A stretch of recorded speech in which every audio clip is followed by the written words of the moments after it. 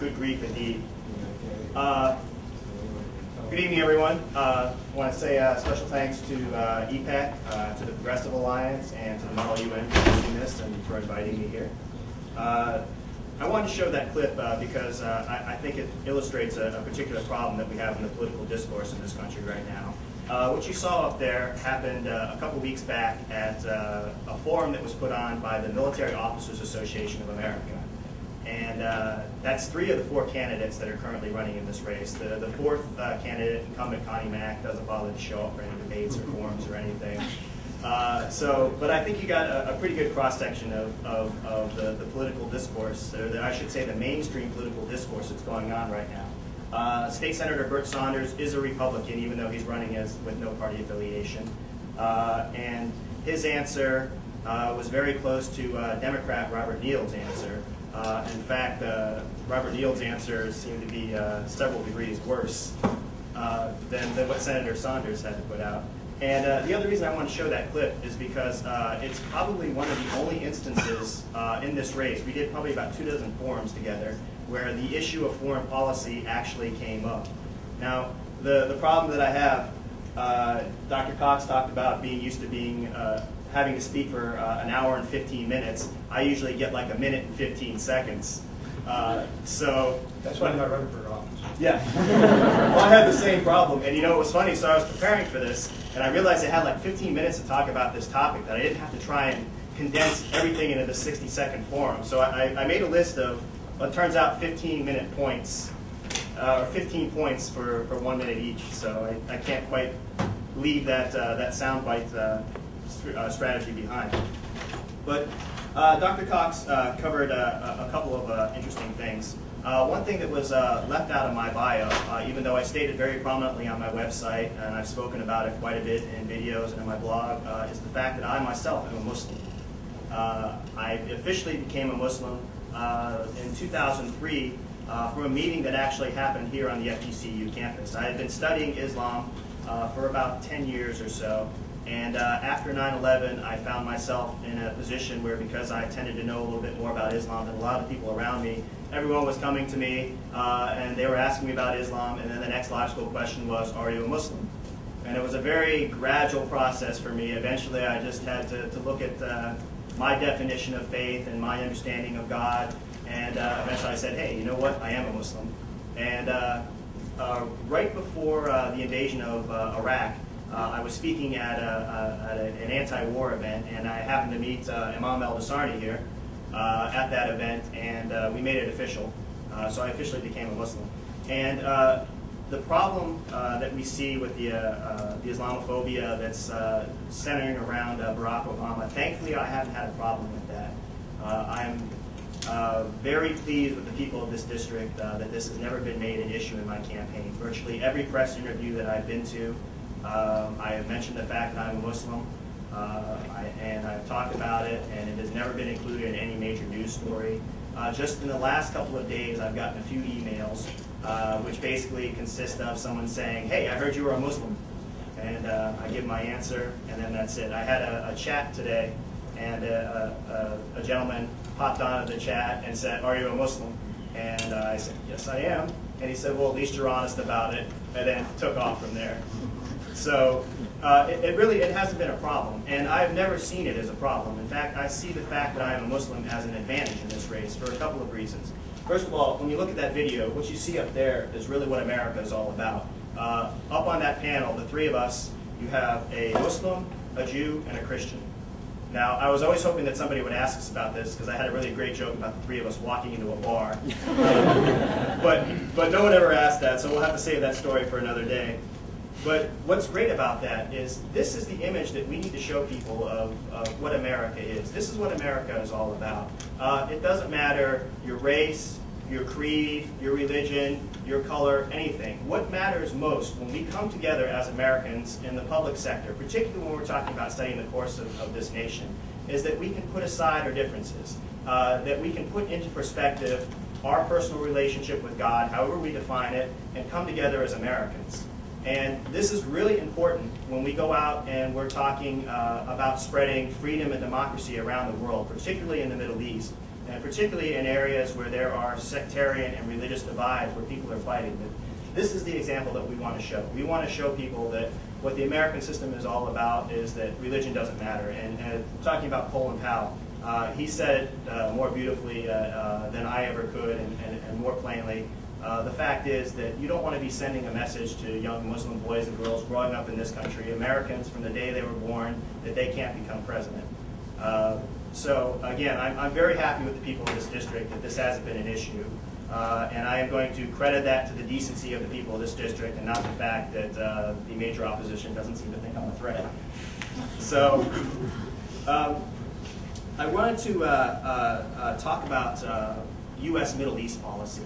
Now, a lot of times when we talk about this, particularly in an academic setting, there's kind of a tendency to look back at all of the history and the mistakes and everything that we've made.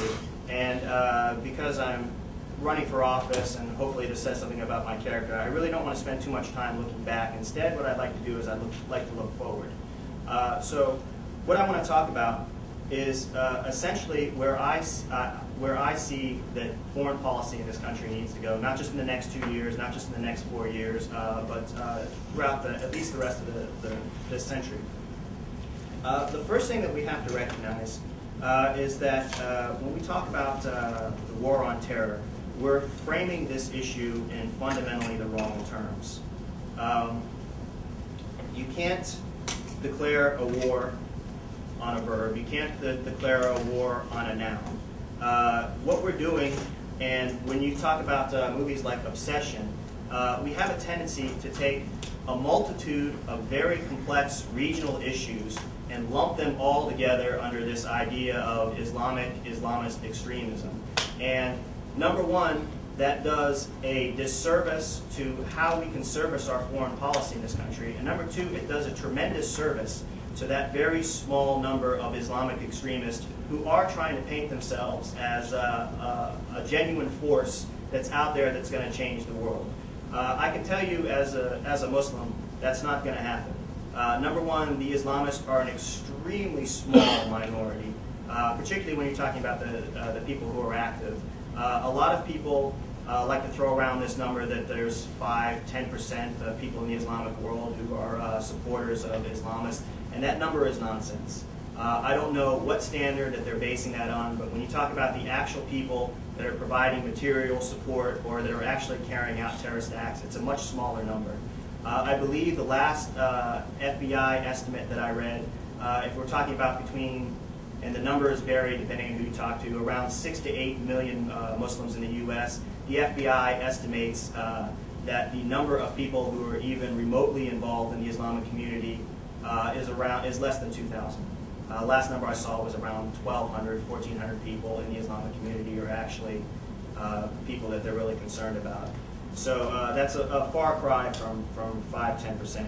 And you know, the other thing is as a Muslim, I can tell you that the Islamic community is a very diverse community. And there's all sorts of reform movements, there's all sorts of traditional conservative movements, and there's a constant dialogue about the direction that Islam needs to go in. And it tends to be a very divisive community as well. You know, if you get 4 Muslims in the same room talking about Islam, you're likely to come up with 5 different opinions. And I can tell you, this idea that we're all going to get behind Osama bin Laden and take over the world and create a new caliphate, that's ridiculous. We can't even agree on what day our holidays come under. So I doubt very seriously that's going to happen. When we talk about how we actually have to resolve the war on terror, we have to divide it into 2 parts. First, we have to look at the political element, and then we have to look at the law enforcement element. Now, the political element is where things get really mucked up right now with foreign policy. And I want to talk about some of the different regions a little more specifically, but very generally, the problem that we have is that we confuse pro-U.S. or anti-U.S. politics in a given region for terrorism. We confuse despots who are tyrannical to their people and abuse human rights, but who sell us oil with the despots who seem to have a problem with our policy. And a perfect example of that is there are 2 states that are very close to theocracies. One is Saudi Arabia, who is our bestest buddy in the world in the Middle East, and supposedly, and Iran, who is our mortal enemy.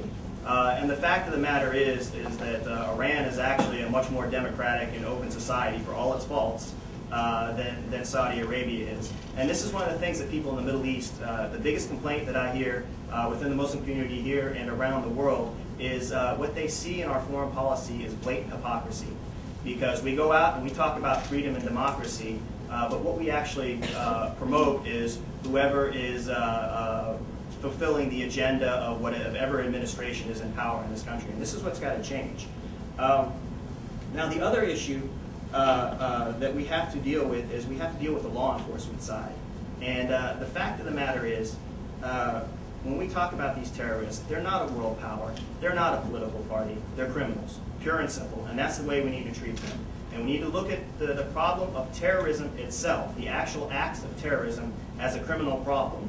Now, because of the complexity of this problem, I have no problem with providing intelligence support and, in very rare circumstances, military special operations support.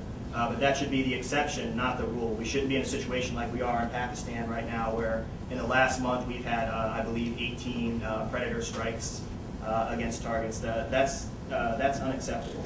I think there are circumstances, very rare circumstances, where that might be appropriate. But first and foremost, we need to look at this as a law enforcement issue. Because terrorism is going to be a threat that's going to be with us forever.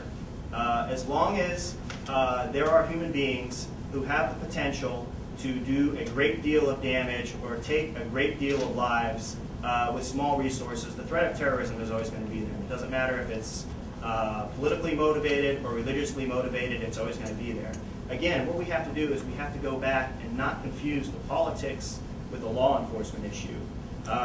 On the political side, the first thing that we have to do is we have to recognize that the rule of law has to apply equally to everybody across the board. And this has a lot to do with when I talk about this being a criminal problem. You know, how do we talk about terrorism, someone bombing someone with a car bomb and somebody as being a criminal act, and yet condone the invasion of a sovereign state or violation of a sovereign state's borders by bombers or by military attacks? The problem here is that we're not applying a consistent standard. Now, when we look at the different regions, I think hopefully I covered Iran fairly well there. I'll certainly be interested in taking more questions on that later. The next big issue that is on everyone's agenda right now is, of course, Iraq. The bottom line with Iraq is that by 2011, the majority of our troops are going to be out of there. Whatever the political situation is. The Iraqis have made it very clear that they don't want us there anymore. The Iraqi government is hemming and hawing over the current status of forces agreement that we're trying to negotiate. But whatever the agreement that comes out of there, we will be out of there by 2011. Now, we have created a lot of potential problems in the region there. And again, this has to do with mixing up politics with terrorism.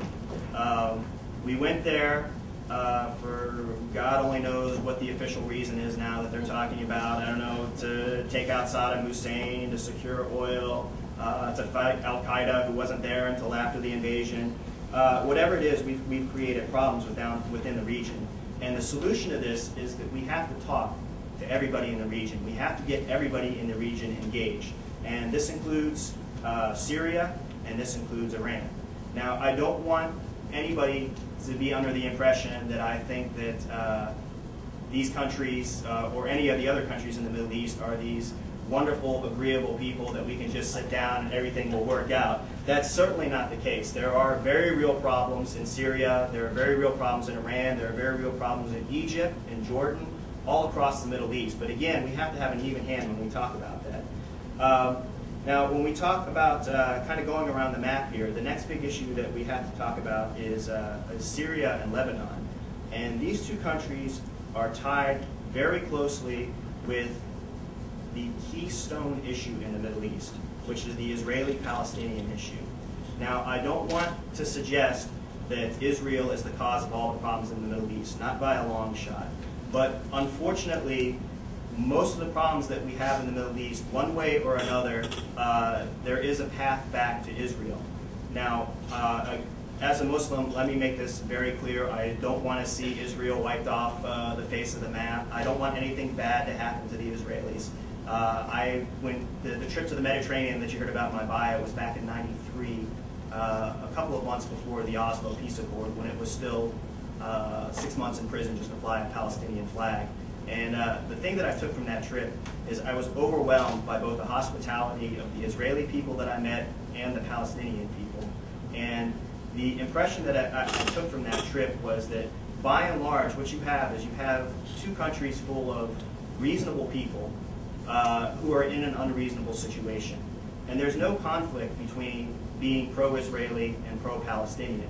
And I can't tell the Palestinian people how to run their country. I can't tell the Israeli people how to run their country. But what I can do is I can say how we as Americans have to deal with that situation. And again, it comes down to a matter of being even-handed in the way that we deal with both sides, which we haven't been in the past. I think there is a very real, viable solution out there for the problem.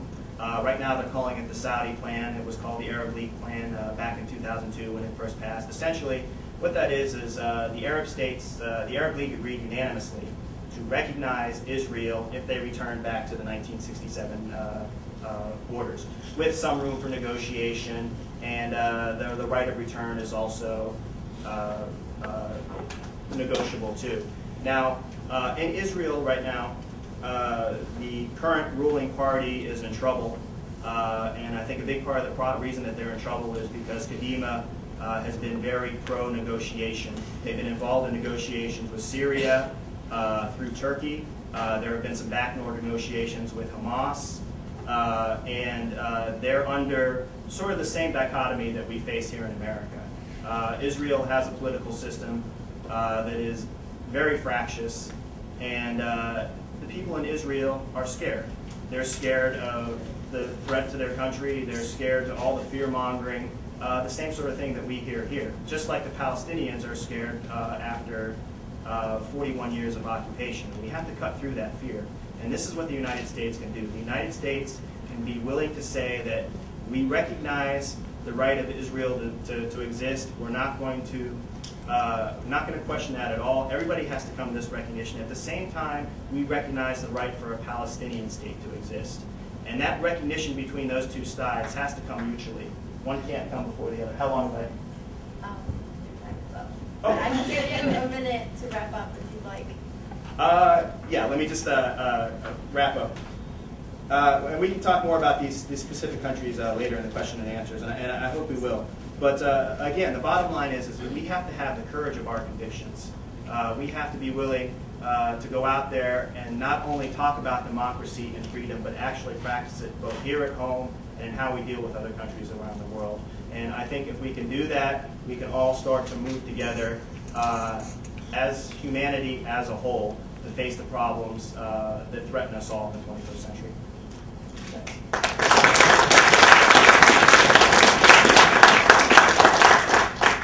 Okay, our next speaker is Rabbi Diamond, who is also a professor here at FGCU, and he will be speaking on behalf of the Israeli perspective. Well, thank you very much. I really don't know anything about the Israeli perspective. I go to Israel quite frequently, and it's great that you're doing this, you know. Really, I wish more people were here. Sometimes you use a steam shovel to raise a toothpick. We should be having a lot of people participating in this because it's such a core issue.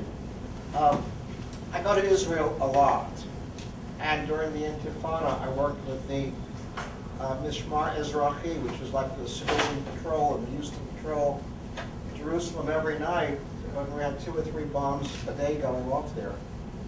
2 or 3 buses a day being blown up, and our job was to do like an armed neighborhood watch at night to make sure nothing unusual was left by any kiosks. And it was kind of scary.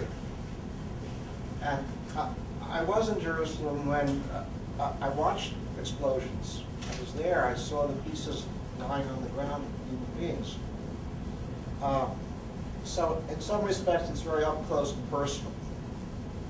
And I don't see it simply as an abstract issue, not when you see that kind of carnage on all sides of the issue, not just on one side. While Israel is not at the heart of all of these problems, there are a lot of complex national, regional, political issues. Certainly in Afghanistan and Pakistan, Israel is hardly on the radar. They have bigger fish to fry in India. We are, of the 1.3 billion Muslims in the world, a very tiny minority are Arabs. A very tiny minority of Arabs. And to the greatest degree, this Israel-Palestinian issue is sort of an Arab issue. I think, am I right, Imam, if you would speak to your Pakistani or Muslims or Muslims from India, they're probably not that engaged in the issues that, say, an Arab American, whether they're Muslim or Christian, would be caring about, because it really is a regional conflict rather than a theological conflict. That's for sure. I spoke a little too soon. From the Jewish perspective, we've never had Islamophobia. Theologically, doctrinally, we, in an official sense, if we're given a choice, this is something that was 1,000 years ago decided. If a Christian comes to you and puts a sword to your throat and says, convert or die, you're supposed to die. If a Muslim says, convert or die, you convert. I don't want to encourage you with your swords. Because we understand, from our perspective, it's a monotheistic faith. Whereas from our perspective, Christianity is not necessarily a monotheistic faith. So we don't have such a thing as Islamophobia in our religion. We do have some serious historic, nationalistic concerns that have very little to do from our perspective with Islam. Now, it's not exactly equivalent because, if I might speak from the Islamic side, there are religious issues, even now back in the Quran, about surrendering land that Allah has given you. Well, Islam, if I'm not mistaken, is not an evangelical converting religion, since there is no compulsion in faith. The belief is that you don't spread Islam, Allah spreads Islam. But your job is to defend it. And you don't conquer lands in the name of religion. Allah gives you those lands. But you must not lose those lands. Am I saying that right? Oh, thank you. Close enough for a rabbi. Now, so from our perspective, the Jewish perspective, is not a religious problem in Islam, but perhaps from the other side, there is a religious problem with Allah having given you a piece of land and then you lose it to another religion. So it's not exactly an apples to apples. There may be religious concerns on the other side, but from our Jewish perspective, it's not. We don't frame these concerns religiously. We literally don't think that way. I want to get to American Jews in the last 2 or 3 minutes. You better raise your hand when I get there, because that's really much more important to me. It's something we can do something about. When you look at the beginnings of modern Zionism, they coincide with the beginnings of Arab nationalism. Both Zionism and Arab nationalism are the bastard children of European nationalism. Lawrence of Arabia, Chaim Weizmann, these are people who were breathing the 19th century air of, the Bismarck, Disraeli, Garibaldi. Every nation wanted a state. And the Jews were no different, and eventually that also infected certain Arab thinking. Now, neither Jews nor Arabs themselves have an intrinsic nationalistic tendency. We existed for thousands of years. We don't call ourselves a nation. We call ourselves a people. we think of ourselves as the people Israel, and we have existed in a transnational or a-national condition for thousands of years, and it was not necessary for our continuation. And even in the beginnings of modern Zionism, many Jews felt it was also not necessary, and maybe even unwanted. So we brought this nationalism kind of infected the Jewish people, and it also started to infect the Arab peoples. And very interestingly, right after World War I, the nationalism are working together. Unbelievable. If you were to read some of the correspondences between the Emil Faisal, right, and Chaim Weizmann and Felix Frankfurter, the American Zionists, you would see they had a shared agenda after World War I to decolonize the Middle East and create indigenous peoples developing the region. That's what they were planning on doing. In the as a codicil to the armistice treaties of World War I were notions of joint development of the Middle East by Jewish and Arab national organizations. What went wrong? Where did it take a wrong turn? Well, I don't want to give you the Sykes-Picot lecture about where things went wrong, but I'm trying to say it was not inevitable that there be this conflict. And the trajectory of Jewish and Arab nationalism was parallel rather than at loggerheads. And it's still a chance that these national aspirations and transnational aspirations can once again get on track. We see this, as you mentioned, with the Riyadh Pact, the understanding, the reimagining of the Middle East within Israel by the Sunni nations. It's predictable, certainly after the emergence of Iran, the resurgence of Iran, that the Western Arab nations, the Sunni Arab Muslim nations, might find a community of interest with Israel. And you could have predicted this 3 or 4 years ago, and sure enough, we're seeing that. Suddenly, not just treaties between Jordan, treaties between Israel, or treaties with Egypt and Israel, but actually, dare I say, strategic, almost defense-oriented visions that would protect that region from their fear of Iranian expansion. So you find these strange bedfellows being created, for better or for worse, by the American incursion into Iraq, intended or unintended consequences, which, although highly destabilizing, can, in the long run, when it shakes out, come to some very new and interesting relationships between countries that were once sworn enemies, including Syria. Now, we have a dream, many of us, of a common market in the Middle East, the same way we see a common market in Europe. It's not going to happen today, it's not going to happen tomorrow, but that's the direction the horse is riding in this world. If it sounds like a pipe dream, who would have imagined 100 years ago that France and Germany would be in the same... right? It was unthinkable. Sworn enemies. And now they share currency, they share passports, they share a polity. The Europeans had to realize that the real toxin in their relationship was this nationalism. They went through several wars, not just 2, over this nationalism, until finally the price they paid was so heavy that they would evolve beyond it. I think in the Middle East, there's that understanding developing. My friend Abed calls it the muddled East. People are tired. They're literally, on the Palestinian side, in Egypt, all over, 50 years, khalas. That means enough. People are tired, and they're looking for a way to get out of this. Now, problem, how much time do I have?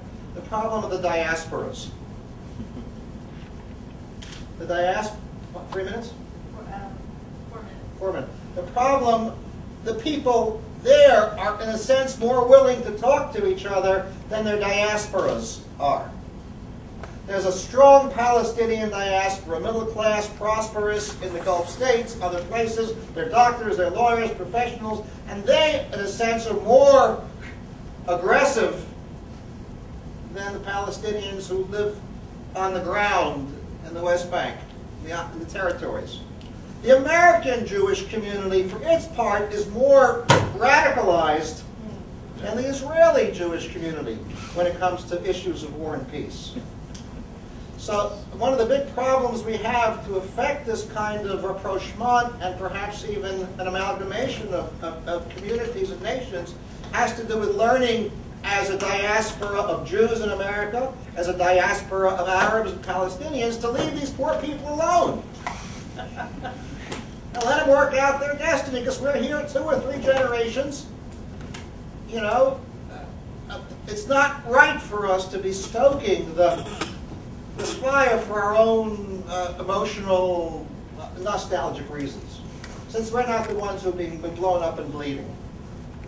So if there's a way for us on the sidelines as American Jews, American Arabs, really not Muslims, but Arabs, to restrain ourselves and perhaps even focus more on what is in the best interest of the United States and disengage from the political pressure we create that make it hard for our communities in the Middle East to come together.